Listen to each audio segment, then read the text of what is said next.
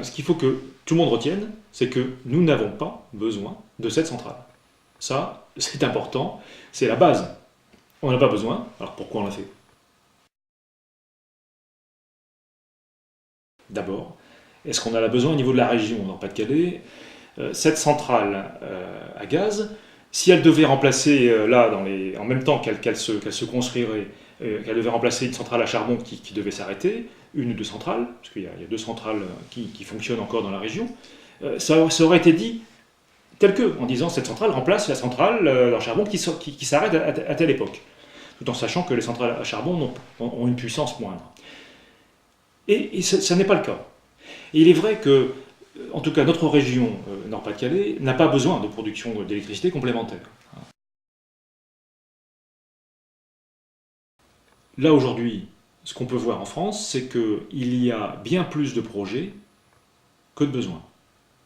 Et en l'occurrence, ce projet en question, la centrale de Manchy-aux-Bois, est bien excédentaire, va bien au-delà des besoins exprimés par le ministère et donc par l'État.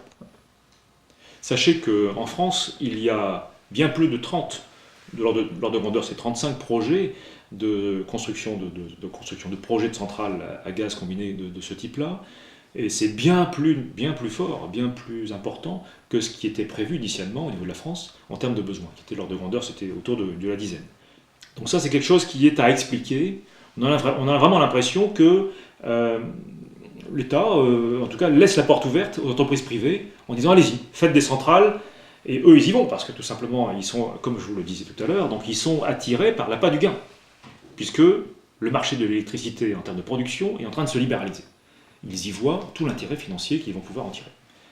En tout cas, tout ça ne va pas dans le sens de faire des économies d'énergie, faire des économies de consommation d'électricité. Et pourtant, c'est bien dans le discours de l'État, des élus, des décideurs, et donc des élites.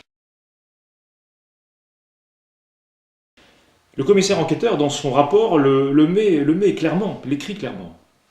Pour justifier ce type de centrale, il ne faut pas regarder les besoins de la région, et peut-être pas même non plus ceux de la France. Il faut plutôt regarder les besoins éventuels au niveau de l'Europe.